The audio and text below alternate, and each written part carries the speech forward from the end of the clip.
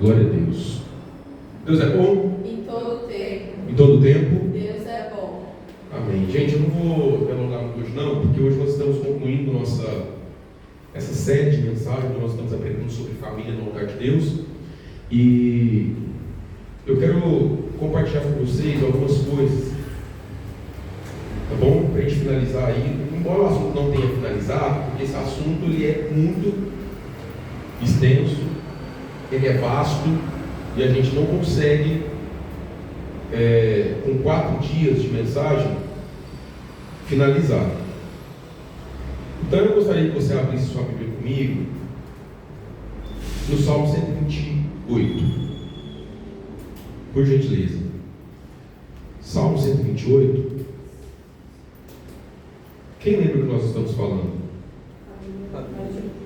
Vixe. Família? De Deus. Amém. Então, nós falamos já sobre o papel do homem, da mulher, do homem. O homem que tem a vida e a visão sacrificial, enfrentando os problemas da vida, entendendo que a vida deve ser vivida e os problemas devem ser enfrentados também pela ótica e pela visão bíblica. Então nós vencemos porque nós somos obedientes a alguns princípios, ou a todos na verdade, né? Aos princípios bíblicos estabelecidos para uma vida saudável diante de Deus e diante dos homens. A mulher, mesma coisa. Falamos do poder da mulher que ora, da sua disposição em enfrentar a vida, seja ela um tanto confortável ou não, mas na perspectiva bíblica da coisa, onde a mulher entende a verdadeira submissão, onde o homem é submisso a Deus, a mulher é submissa ao homem e todos nós somos submissos a Deus, onde Deus é o cabeça do homem e assim por diante. Falamos sobre isso, falamos sobre algumas, damos uma pincelada naquilo que é a construção familiar, pensando nos filhos também, nos filhos que honram, para termos lares edificados, né? Como foi o tema das mulheres, edificando lares para a glória de Deus. Mas é um conjunto de coisas, e por muitas vezes esses desafios que tocam na nossa vida, muitas vezes nós não estamos prontos para enfrentá-los, mas Deus nos deu a receita, Deus nos deu o antídoto para enfrentar todo esse veneno que é a vida aí fora. E hoje nós vamos concluir fazendo um panorama geral de tudo isso, de tudo que traz essa importância de ter a família no altar de Deus. Mas olha que interessante, nós falamos na última semana sobre filhos que honram. A partir, nosso texto base está no Deuteronômio capítulo 6, Deus orientando o povo a ensinar os seus filhos e os filhos dos seus filhos a obedecer alguns princípios, algumas regras, alguns mandamentos que Deus estabelece. Falamos sobre isso, falamos sobre Efésios capítulo 6, se não me engano, que fala do filho honrando o pai e assim por diante. Falamos sobre vários contextos, e agora nós vamos fazer um panorama geral onde está todo mundo no mesmo lugar. O Salmo 128 vai falar sobre isso, de uma família abençoada por Deus, e vai falar do princípio que qual é o princípio que nós devemos adotar, praticar, executar, reproduzir para sermos abençoados por Deus.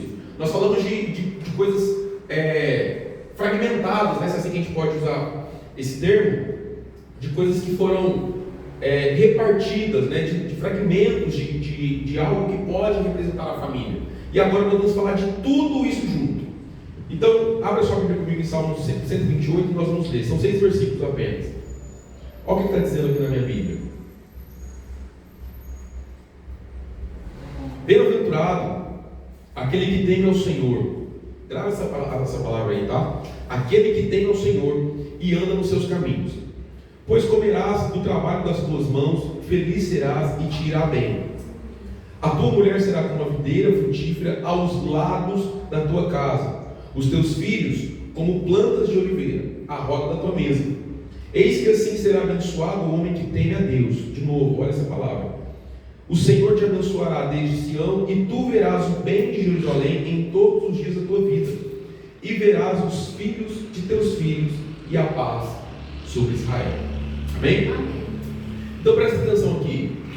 Nós estamos vivendo dias difíceis, que a cada dia que passa, nós estamos vivendo um perigo de nos afastarmos de Deus de forma diametral, de forma expressiva. Tudo que acontece fora da igreja, fora daquilo que nós entendemos que está no ambiente controlado pela igreja, pela doutrina bíblica, tem a tendência de nos levar para longe de Deus. Vocês conseguem entender isso? Então nós precisamos entender. Então quando Deus fala através do salmista, inclusive até de forma profética, e eu vejo assim e penso assim, quando Deus fala através, inspirando o salmista a escrever esse salmo e alguns outros salmos, Deus está falando de forma profética algumas coisas para que nós pudéssemos aprender, não só a olhar e observar a palavra de Deus, mas a aprender como viver nos dias de hoje. Porque quando nós lemos aqui, no primeiro versículo, por exemplo, ele está relatando que é bem-aventurado o homem que teme ao Senhor. E esse temor aqui, ele é um temor específico. Ele pode ter duas faces: o temor de medo, mas nesse caso é o homem que encontrou a forma exata de adorar. Aquele que teme ao Senhor no sentido de se curva diante de Deus em adoração, independente do que está acontecendo. Que ele se curva diante de Deus, independente da circunstância que ele está vivendo. E pensando em família, como o texto vai dizer, esse salmo está falando sobre isso, existe um princípio, como Salomão vai falar no princípio do seu livro de Provérbios, que o temor ao Senhor é o princípio de toda sabedoria. E olha que interessante, esse termo de temer a Deus, de ter temor de Deus, evidencia o coração de um homem, de uma mulher, de uma família, de uma casa que se dobra diante de Deus e por causa disso é abençoado. Então nós falamos de muitas coisas para chegar num ponto que todo mundo concorda, todo mundo sabe, e talvez temos dificuldades de reproduzir, porque o nosso medo da vida faz com que, como eu falei algumas vezes aqui, em alguns dias atrás, o nosso medo das coisas da vida acontecer, seja elas ruins ou boas, faz com que eu e você levantemos altares diante de nós que não glorificam a Deus. Então, sobre todas as coisas, o homem que teme a Deus é o homem que adora, é o homem que é devoto a Deus, o homem que não é idólatra, nem de si mesmo, na sua própria força, e nem das suas capacidades, no sentido de que adora Mamon, por exemplo. Então nós precisamos entender isso, que o coração quebrantado diante de Deus pode trazer bem-aventuranças. Nós falamos sobre isso. Um coração quebrantado diante de Deus: Deus, eu sou fraco, eu sou falho, mas estou aqui, eu sou seu servo, estou te servindo, sou seu filho, quero entrar na tua presença, ser abençoado por ti, me mostra o caminho, porque a tua palavra é luz para os meus pés, lâmpada para os meus caminhos. O salmista vai dizer isso. E eu só consigo administrar isso como homem, ou nós só vamos conseguir administrar isso como seres humanos, porque todos nós falhamos, quando nós entendemos que Deus está apresentando um remédio para cada um de nós. Existe solução para esse problema que nós olhamos de fora e falamos: não vai dar certo, eu não consigo me submeter a Deus, eu não consigo me submeter ao meu pai, eu não consigo me submeter à minha mãe, eu não consigo me submeter ao meu esposo, eu não sei ser um bom servo, eu não sei ser um bom diácono, eu não sei ser um bom servo de Deus na casa de Deus. Existe um remédio, e nós estamos falhando em tomar a nossa dose diária. Porque Deus está apresentando uma saída, Deus está apresentando um antídoto, Deus está apresentando a solução para um problema que eu e você não podemos resolver. Por quê? No momento e no ato da adoração, o meu caráter é moldado diante de Deus. E eu só posso alcançar isso quando o meu coração está puro, genuinamente. Deus, me perdoa. A minha casa está nas suas mãos. Porque no Salmo 127 ainda vai falar sobre isso. Se o Senhor não edifica, em vão trabalha quem está edificando. Se o Senhor não guarda, em vão trabalha quem está vigiando. Não é eu, não sou eu, não é você, não somos nós que estamos protegendo, edificando e construindo algo para Deus. Não somos nós. É Deus em nós. O remédio para uma família no altar de Deus é ter um coração pronto para adorar. Fala glória a Deus. Amém. Glória a Deus. O remédio para ter uma vida abençoada, bem-aventurada, seja ela qual for a situação, seja lá qual for a situação, é ter uma vida de adoração a Deus, independente das circunstâncias. E aí, enquanto eu falei esses dias aqui, como é lindo, né, como Deus vai organizando as coisas. Enquanto você adora, a família é restaurada. Enquanto você adora, a família é curada. Enquanto você adora, os pais se reajustam, um casamento restaurado. Enquanto você adora, os filhos começam a honrar. Pais e filhos, uns convertem os corações uns aos outros, porque a Bíblia vai falar sobre isso também. Com o coração dos pais se converteram aos filhos, os filhos se converteram ao coração dos pais. Então nós estamos vivendo princípios. Qual é o princípio? Temer a Deus. Temer a Deus te apresenta um caminho de sabedoria, de plenitude em Deus. Temer a Deus te apresenta um caminho de possibilidade, de vias, de melhora, de ser abençoado, de ser bem sucedido na vida, inclusive na vida financeira, que é a nossa maior dor, que é o nosso maior pecado. Porque nós estamos adorando o que o dinheiro pode nos dar, esquecendo que nós temos um Deus que nos dá o dinheiro. E aí a nossa família fica desfacelada. E olha que interessante. Nós estamos fazendo um panorama geral. O versículo 2 vai falar o seguinte: pois comerás do teu trabalho. Você fará tudo o que é necessário, dará o seu melhor, comerá do seu trabalho, será feliz e você vai ser bem sucedido. E nisso te irá bem. Nós estamos correndo, como dizem por aí afora, e a sociologia vai falar sobre isso, a corrida dos ratos. Dentro da casa do Criador, vivendo como se estivesse fora. Porque nós estamos falando o seguinte: Deus, eu te adoro, te entrego a minha vida, mas nós estamos trabalhando excessivamente, perdendo horas preciosas, fazendo coisas que não vão nos levar a lugar nenhum, embora de repente isso, o seu esforço possa e vai te promover em alguma coisa, em qualquer área da sua vida. A Bíblia vai dizer: se você faz e não é para a glória de Deus, está errado. Então a nossa família, ela passa por esse caminho delicado, é uma percepção muito sutil. Em contrapartida, o mundo apresenta também outras possibilidades. O mundo jaz no maligno. O mundo quer nos roubar de Deus, seja de forma o diabo é sujo, gente.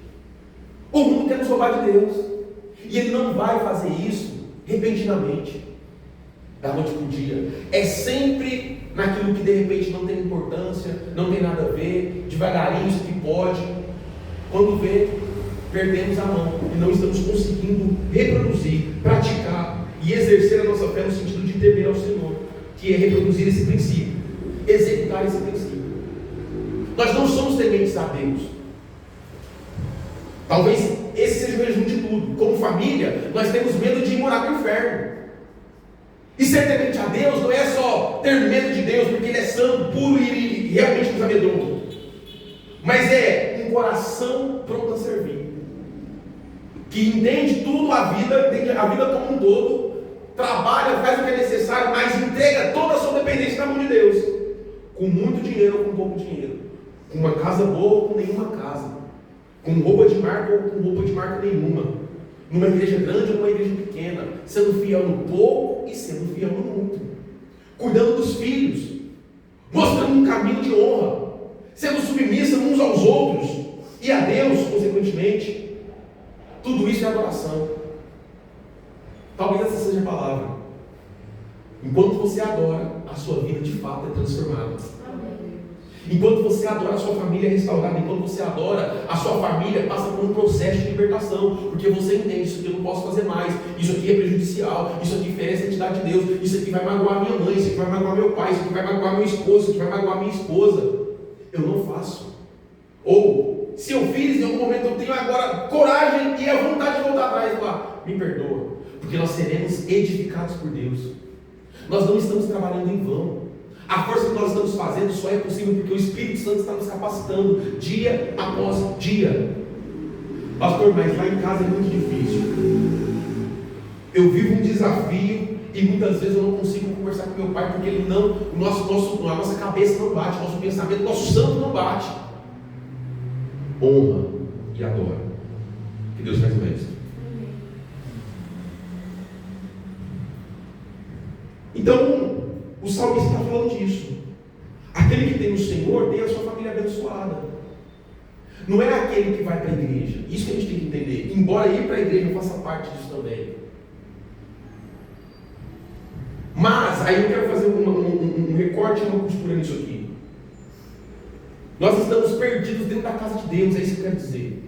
Eu não estou falando que vir para a igreja é ruim, ou que você não precisa vir. Eu estou falando que nós estamos errando dentro da casa de Deus, levantando as mãos para adorar com o coração em outro lugar, levantando as mãos para adorar, sem temer a Deus.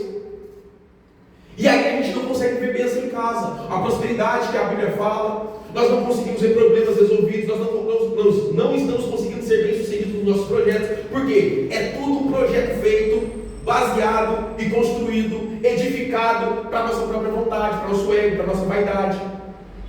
Nada é feito para a glória de Deus. E nós estamos buscando isso incessantemente, dentro da casa de Deus.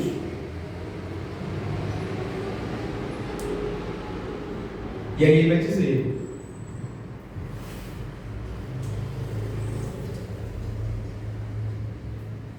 você será abençoado em todo lugar que você estiver, desde Sião a Jerusalém. Está falando de um lugar extenso, que na sua incapacidade, na sua inaptidão, na sua falta de habilidade, na sua falta de capacidade, você será bem sucedido. Não é porque você pode, ou porque você é, porque você consegue, é porque você adora a Deus. A sua família é curada, a sua família é restaurada, a sua família é transformada, a sua família é alcançada pela graça, a sua família vive debaixo da graça de Deus. A nossa família vive uma transformação dia após dia, uma provisão dia após dia, porque nós estamos adorando a Deus. Seja homem ou seja mulher, seja o adulto ou seja a criança, seja o novo ou seja o velho, o idoso, você será abençoado. O Senhor te abençoará desde Sião até Jerusalém.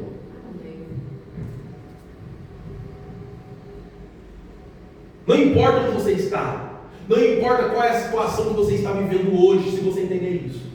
Não importa qual é a situação que nós estejamos vivendo no nosso dia a dia, de conflito, de dores, até porque é muito interessante, os conflitos, e aqui eu estou falando para frente, lá fora, a ciência, a sociologia, a filosofia vai falar que os conflitos nascem da personalidade, mas para nós entendermos a ideia divina da criação, nós sabemos que nós somos homens e seres humanos, homens e mulheres caídos, é espiritual o problema. Você vai ver que se o problema fosse só financeiro, você não veria homens ricos e mulheres ricas, bem-sucedidos financeiramente, terminando casamento, separando famílias. O problema é espiritual. E aí o papel da igreja é: nós sabemos o remédio está aqui, o remédio é Jesus. Nós sabemos a porta de escape, nós sabemos qual é a válvula de escape, nós sabemos qual é a porta de saída para isso. O remédio é Jesus. Nós sabemos que nós precisamos adorar. Enquanto o povo lá fora está morrendo, se distanciando de Deus, perdendo a vida, perdendo os bens, nós estamos aqui resguardados, vivendo a prosperidade, embora com pouco, vivendo como se estivesse com Deus. Porque o ponto é: nós adoramos a Deus, nós adoramos o Deus verdadeiro, nós entendemos que Ele é o Criador de todas as coisas, que Ele é suficiente na nossa vida e que nós dependemos dEle. Família. E é tão sério isso, é tão elevado esse nível, Deus, que Jesus vai falar que os meus irmãos, a minha família, a minha mãe e meu pai, aqueles que praticam a vontade de Deus. Então o problema espiritual não é só relacional, social. Abra sua Bíblia comigo em Salmo 119, por gentileza. Eu estou sem hora, tá? Por gentileza, me fala aí quando for 9 horas, por favor. 9 horas já? 7. Misericórdia. Abre aí no Salmo 119, versículo 38. Alguém aí, por gentileza. Confirma a tua palavra ao teu servo, que é dedicado ao teu temor. Confirma a tua palavra ao teu servo, que é dedicado ao seu temor, ou que se inclina ao seu temor. Ele está falando assim, na minha versão está: confirma a tua promessa. Quem entende princípio alcança a promessa de Deus. Porque a Bíblia vai dizer: bem-aventurado aquele que teme ao Senhor. Aqui o salmista está falando o seguinte: confirma a tua promessa, a tua palavra, aquilo que foi dito. E isso é muito sério, isso está mexendo comigo esses últimos dias. Existe algo que é falado no céu sobre cada um de nós. Existe algo que é falado no reino e no mundo espiritual que nós desconhecemos, porque nós não estamos praticando os princípios. Foi assim com Jó, não foi? Quem lembra da história de Jó? Já vai lá numa reunião e penetra lá. E Deus está falando com ele: não, Jó é fiel, é um servo bom. Foi assim com Timóteo. Paulo vai falar, existe uma profecia que foi falada sobre você. E a profecia nada mais é que uma verbalização daquilo que foi falado no céu. Nós precisamos entender isso. O Espírito Santo de Deus, Deus propriamente dito, Jesus, a unicidade de Deus, já falou, a palavra de Deus foi falada e foi lançada sobre as nossas vidas, com algo eterno. É isso que o Salmo está falando. Confirma aquilo que foi falado ao teu servo que se inclina em temor, que te adora. Confirma, porque o Senhor é Deus. Se você ler o Salmo 119, essa parte, vai falar assim, no 33: ensina-me ao Senhor o caminho dos teus estatutos, e guardá-lo-ei até o fim, independente do que esteja acontecendo. Fidelidade.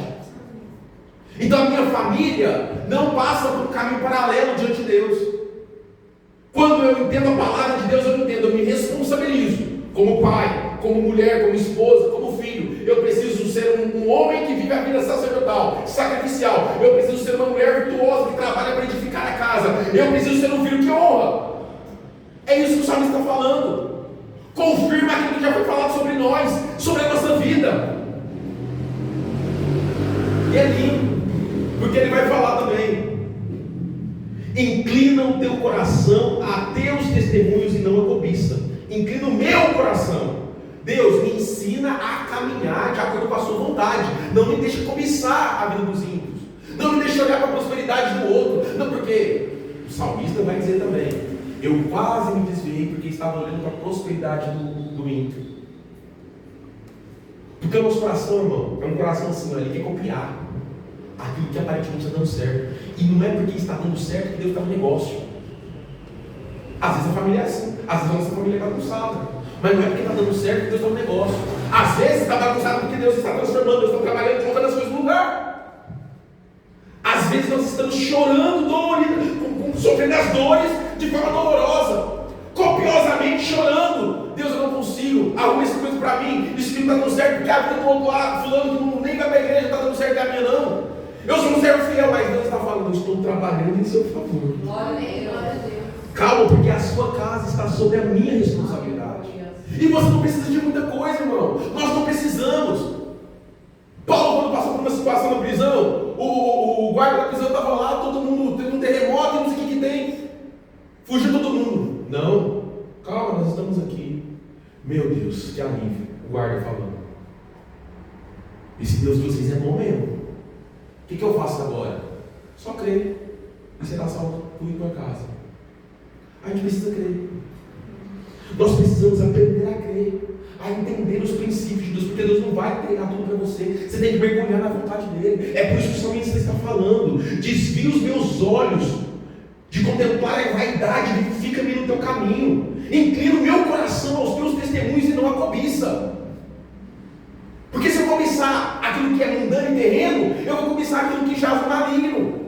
Aí eu perco a minha identidade, eu perco a minha essência, eu não consigo fazer aquilo que Deus me chamou para fazer. Eu não vivo como Deus gostaria que eu vivesse. Eu não sou o homem que Deus quer moldar. Eu não sou a mulher que edifica lares. Eu não sou o filho que honra. Eu não sou o cara que vai para a igreja, o homem, a mulher, o filho, o servo, para servir. Eu vou para ser visto. Porque eu tenho que ser melhor tocando, eu tenho que ser melhor falando, eu tenho que ser melhor pregando, eu tenho que ser melhor cantando, eu tenho que ser o melhor. Mas família é tão interessante que Deus trabalha no núcleo. E o resultado de tudo isso, nós só podemos alcançar isso. A Bíblia vai dizer, Jesus falando: quer alcançar algumas bênçãos? Entra no seu quarto, no privado. Mas nós só queremos o status da bênção. Nós não queremos passar pelo processo, nós não sabemos crer, nós não queremos temer a Deus, nós não queremos adorar. As máscaras da nossa vida, familiar inclusive, no núcleo familiar, na igreja, na sociedade, ela é pautada por aquilo que nós temos, e não porque de fato é aquilo que nós somos. A essência nos é roubada porque nós estamos cobiçando aquilo que é terreno, mundano. O povo fora da igreja, que não entende o princípio bíblico da vida, que não entende nada de Bíblia, nem daquilo que Jesus está falando, nem daquilo que Deus já falou sobre nós, eles vivem uma vida lasciva, uma vida promíscua, e nós queremos viver isso também. Eles vivem uma vida de jogatina, sem libertação, presos a vícios, condenados, escravos de pecados, e nós queremos estar lá. Não, eu quero isso aqui também. Eu quero o dinheiro que ele tem, eu quero o carro que ele tem, eu quero o status que ele tem, eu quero ter o corpo que ele tem, o corpo que ela desprezando tudo que é mundano. E o salmista está falando sobre isso. Me ensina, Senhor, porque às vezes meu coração quer ir para lá. E não adianta, irmão, todo mundo passa por isso, todo mundo é assim. Falei sobre isso ontem. Todo mundo quer pecar, inclusive o pastor. Mas existe algo que é mais precioso, existe algo que é mais excelente. A sua família na mão de Deus vale mais do que qualquer riqueza que você pode adquirir no mundo, vale mais do que qualquer status que você pode alcançar, vale mais do que qualquer conquista que você pode alcançar, conquistar e ter e ser. O salmista entendeu. Ô Senhor, me dá entendimento, que eu vou guardar a sua lei até o final. O salmista entendeu que era importante temer ao Senhor. E não é à toa. Muitos dos salmos que a gente lê, foi Davi que escreveu. Mas olha o que o filho de Davi foi escrever. O princípio, o temor a Deus é o princípio da sabedoria. Salomão, existem dúvidas por aí, uma discussão muito séria, se ele foi salvo ou não. Mas fato é, talvez ele tenha aprendido com o melhor adorador. Ele olhava para a vida do pai. Caramba, nisso aqui meu pai falhou, mas nisso aqui foi temor, foi adoração, foi excelente. Ele entendeu que o temor ao Senhor é o princípio da sabedoria. Salomão foi muito bem abençoado na sua vida, no começo do seu reinado. Mas o que eu quero dizer? Que até o momento que ele estava sendo próspero, abençoado, e Deus vai falar isso para ele, não foi porque ele pediu riqueza. Nós precisamos ler sobre isso, né? Em algum momento.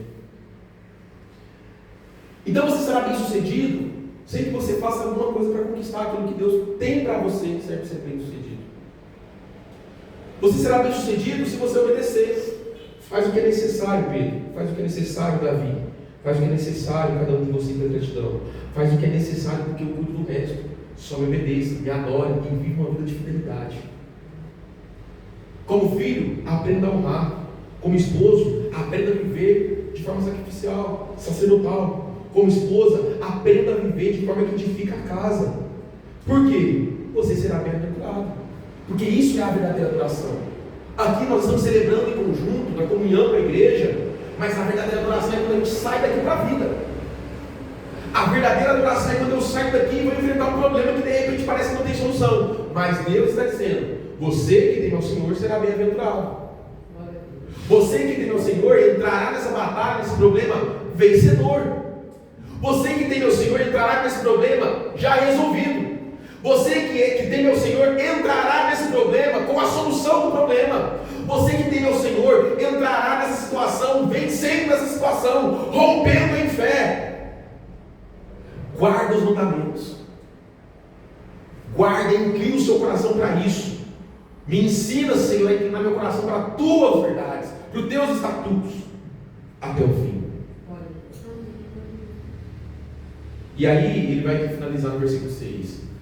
E verás os filhos dos teus filhos. Ele está falando de geração em geração, não é para o dia de hoje só. É para hoje, para amanhã e para depois. Isso é lindo. Você entender que a minha família é parte da minha bênção, e é uma coisa interessante. Bênção, gente. Deixa eu explicar uma coisa para você que é bênção. Provisão e bênção são coisas diferentes. Provisão é agora. Bênção ela dura.